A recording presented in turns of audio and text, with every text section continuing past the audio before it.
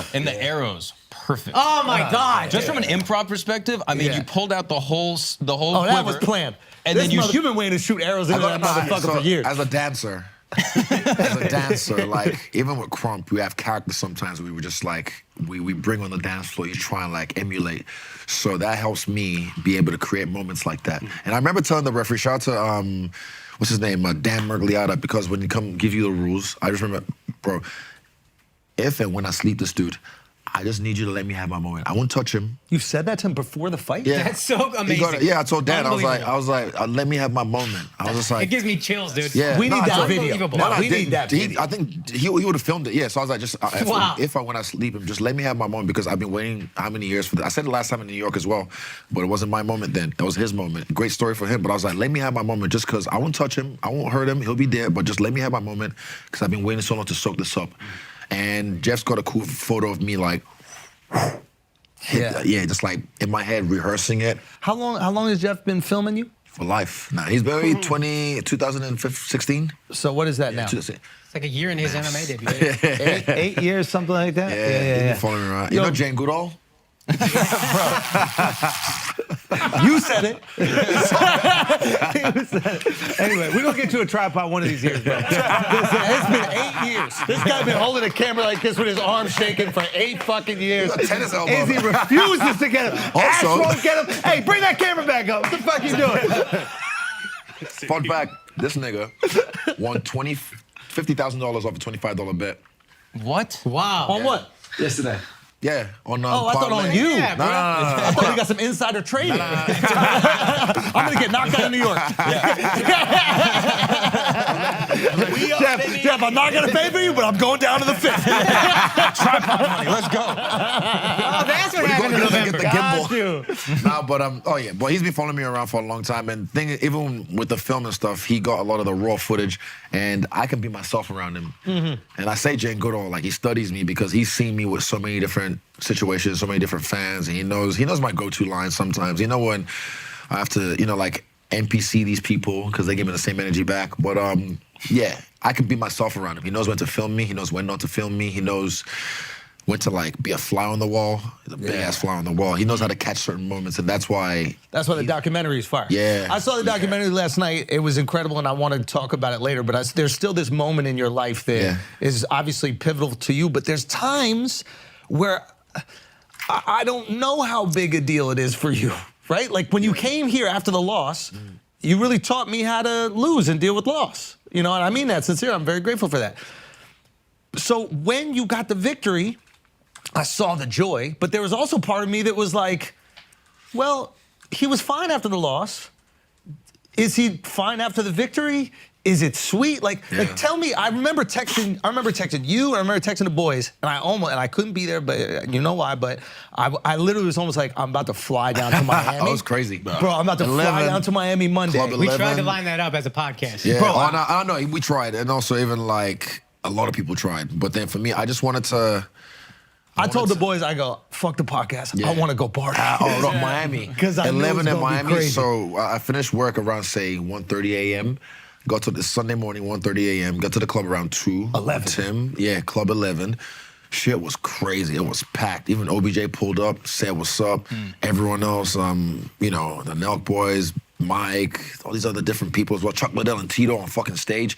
Adekule Gold, Michael Venom Page, Kamaru Usman. We're just hanging out. It was a vibe. And then I didn't sleep till about maybe 4 p.m. because I was just up and I studied the fight a little bit with my coaches. And then Sunday night, Tootsies, upstairs, shoulder rubs. Had to. And there was even a point. There was a point. How many arrows you shoot that? Well, I mean, the thing is, like, put it this way. I told one of these. A few Brazilians went down to Miami. Hey, man. Hey.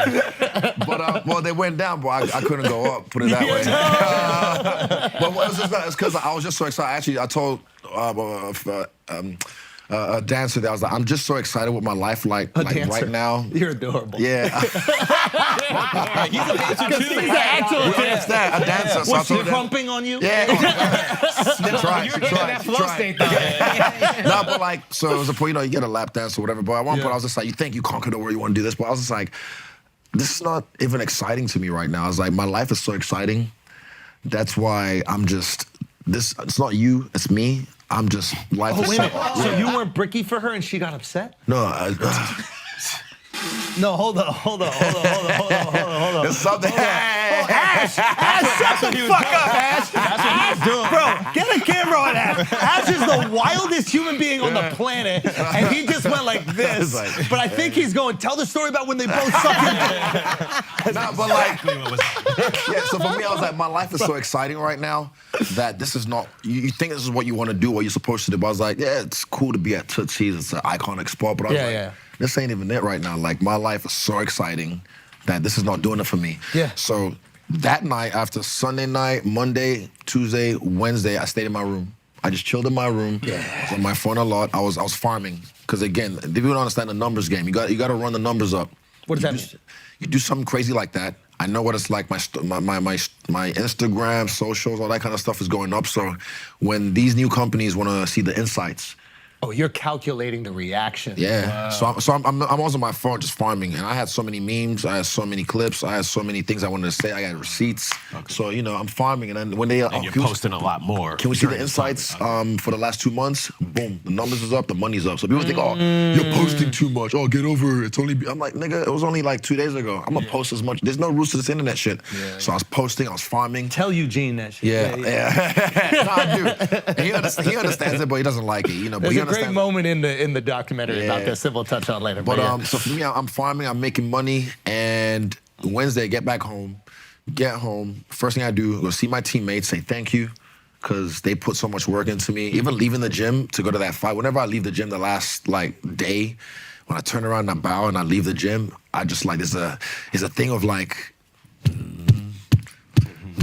we're about to go to war, you know what I mean? It's one of those Game ones. time. So I go back to say thank you to my teammates, then I go grab my dog, Toothless, and I take my shoes off, go to the park with her, because she don't give a fuck who Stylebender is. Yeah. She's like, that's my boy, what's up? And anyone that try to say what's up, I say what's up. Any photos, I'm like, I'm just chilling, man, thank you. I'm just hanging out with my dog. Yep. Hang out with her for 2 days. And then that's my way of trying to come back down to my reality, just balance myself, ground myself. Yeah. Before you get there, I need to know what's happening when you're alone in the hotel room reflecting. Just take me through. Not even a hotel. I got an Airbnb now because these fight hotels get crazy. Okay. Can we go back 2 nights before that? You improv this. Oh, that, yeah. At what point do you look at Pereira's son and you're like, this little motherfucker? Oh, yeah. That was payback. This, I still think, that's just iconic. I didn't even hesitate. Literally, it's just like visualization, man. I've been here in my brain, and it just happened. I was like, right. Was it 3 for a reason? Was it 3 for the 3 times he got you, or? It just happened. Okay. Now it is. But when it happened, I was like, it is. But I find when you get to the cage, right, you can see everything. So hyper aware. I can see literally the nosebleeds. I can see where Trump was, Mike Tyson, Kid Rock, Dana White, and I knew where his family was. And then straight away, I was like, where's that little? And then I remember his sister was trying to, because they were crying, and his sister was trying to shield them, and I was like, and he looked at me, I just went, whoop. And he got it straight away. He knew. Yeah, he knew, of course, he knew. Come on, man. Yeah. I mean, that's fire. I mean, That's bro, fire. if my son did that to someone I knocked out, I'd just be like, what are you doing? Come on, man. I'll make him apologize, and I'll make him. He did it in the ring, too. Yeah. That's why I'm like, while in you there. were asleep. Yeah. Yeah. So I was like, what the fuck? So for me, I'm petty. I am petty. I took that personally. Yeah. Very personally. So I had to let him know. I don't react, I respond. And I take my time. When I respond, the world knows. They knew. That was a wild situation. That was fire. How old is he now? 15 or Old something? enough. That's old enough. That's what I was saying. That's the fight everyone wants to see. I think we need to make that happen. You versus Pereira's son, bro. I think we need to make Bro, that imagine. That'd be funny. Just for the anime. Just for the anime, bro. You got to let it happen. Maybe OC, I can still fight. Maybe when I'm 40. We'll see. We'll see. Yeah. Play Call of Duty or something. You guys gotta hash this shit out 100%. Nah, I think he's cool. And I haven't seen Alex at the airport. People think like it's gonna be like. I actually life love is a your video guys' game, relationship, man. It's like there's this weird thing that happened. Respect. Yeah, there's a fascinating thing that only you guys understand because you've only been in the ring with each other. But a real cool thing happened afterwards. He didn't seem to hold much of a grudge against you. I also feel like he probably feels full because he knows he's gotten you before. You get your revenge, you have this respect for one another, and then you did this interesting thing backstage. You started asking him about that leg kick that he throws. That's a tricky fucking leg kick, too. Because he doesn't turn his hip at all. And also, he's so just a massive human being. Yeah. We're both 6'4", I believe, but his head is just he's so a big big. 6'4". Yeah, he's a big, he's got a big head. I've got big hands. Yeah. Well, all right, bro. Come on now, son. Come on. Come on now, son. Why you gotta pick me? Pick that motherfucker, Pick me. Go, Archives. Put your fucking little hand up there. You know what time it is, right? Nah, but he's good. That makes your dick look smaller. You know that, right? Your dick looks smaller. Unless it's bro. Exactly, bro. Like this. I be trying to wrangle my shit. Nah, but he's just a massive human being. But the way he throws that leg kick, he doesn't turn his hip over. And when it hits. Like the first strike that landed in that fight was the leg kick. And I was like, in my head straight away, I was like, again? Again? Yup. I was like, again? And we were ready for it. Me and Twist, we knew the counter to it. But Which afterwards. All right, fine. Fair. Keep it. But afterwards, when I watched the fight, I was like, every time he threw a body jab, that was a setup. Because a body jab, he'd be low and then just boom, whip. Whip. I was like, fuck. But when he hurt my leg, and he did hurt my leg, but I used it, I was like, fuck, well, that's blood in the water now. So when I saw his confidence starting to grow, I was like, right, I'm just gonna just move back a little bit and just shell. I used that move twice. You did something early in the fight Which one? that had me fucking terrified. When I tried to brawl with him. Son, Yeah. the first time he steps in, Wanted that. but I knew you wanted it, and that's how I knew it was kind of different. But and I was actually, afterwards I got excited. But the first time he steps in, he threw something, you put your hands up, and then you swung, it was maybe 2 or 3 shots. Boom, boom. I don't know if either one of you guys actually landed, but I remember going, what the fuck is going on here? After that, the next combo, he landed that hook, but it didn't even affect me or anything like that. But in that moment, Eugene, this camp, he was like, I like that you guys didn't run. yeah. Oh, no. He said, I want Right to be at more it. offensive minded. Yes. He said, I want to be, and I was like, thank you, finally. And I even told him, like, you're going to be stressed out in this fight. Good. I told him, I was like, you're going to be stressed out because I'm going to be in the fire. Son, And I then was so impressed. You watched the last sparring. I remember, my leg was hurt because injury in the camp, 2 weeks out from the fight, fucking bad. The meniscus? Nah, it was a MCL. Yeah, meniscus. MCL, yeah. English. Yeah.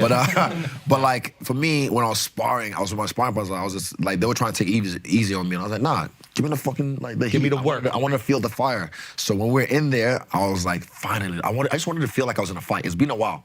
Because everyone else is too scared.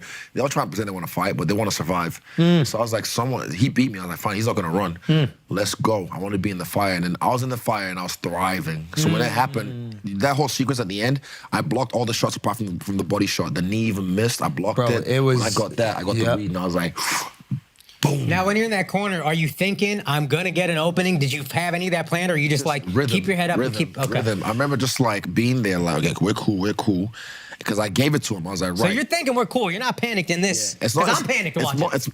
It's more like just muscle memory. Because you train so much, it's your body response. When I say muscle memory, that says it can retain information. So my body can retain the information from the work that we've done, all the It's a tools that we've reaction. done. You're not even thinking about it. it. You're Flow just state. throwing. We're just going. So when I was like, my legs hurt, and I know he's hungry for it right now. So I was like, right, I'm just gonna give him the look. I back up against the cage, and I made sure I took care of everything. You see, my eyes were on him the whole time. Dead, locked on. I was on the whole time.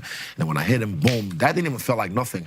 But what was cool? The second one was crazy. No, what was cool was when I spring off the fence. I literally felt like a vortex. I went zoom. The speed. I was surprised. I was like, damn, that's crazy. Boom, and I killed him. No, it was the overhand right. That was What made crazy. you go on the defense? Because my leg was hurt. So it was a leg. Yeah, my leg was hurt, Because immediately after the fight, you're like, nah, I was playing possum. No, I was playing possum. So I used it as bait. You know what I mean? Like It was hurt, but he leaned into it. He knows he landed a leg yeah, kick, yeah. so now he goes, "Oh shit, I'm hurt. I'm gonna use retreat." It. So I know he's good. He's hungry for it. He wants to try and. He knows I'm hurt.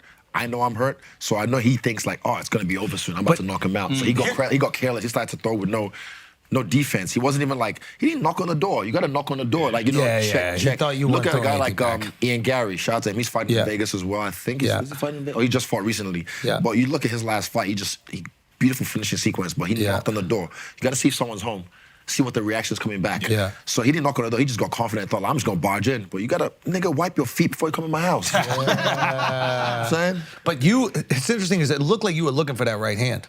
Because I was. There's a during sequence. the fight, yeah. During the fight, I was. But the thing is, when I And was, you almost caught him early in the center of the ring. I kept on catching him, but I wasn't catching him at some points because he was just leaning. Yeah, he'd lean back a little bit. Yeah. So that's why I was like, right, if Moses can't go to the mountain's going to come to Moses. So I was like, right, I'm just going to give it to him. So I gave it to him, and then I gave it to him. And there was the last time when you almost dropped him in the first round. Same sequence. This time you made it a point to adjust and be like, no, I'm going to drop him this time. When I did as well, I fired back. So like I said, I came off the fence, boom. And then the hammer fist was awesome. It was just something that I remember when it was happening as well. It's crazy how much thought, like the brain just has all these like flashes of things in split seconds. Yeah. I remember just like, this is for everything. Boom! Bro, it's just happening. A hammer fist from the gods is what Rogan called it. The gods. Oh, bro, it was one of those moments. Like I said, greatest 6 weeks before the fight, I was doing a psilocybin trip because I wanted to like get in touch with my primal self. So I had a trip, some mushroom chocolates, and then I had the shower. And after the shower, I wrote on my mirror, April 8th, Miami, 2023. The greatest comeback in sporting history. It was written by me. So every time I looked in the mirror, I'd see it, and it would just affirm it to myself. And then in the car, I would just recite it randomly. It was like Tourette's. So when it came down to it, the greatest comeback in sporting history, written by me. Wow.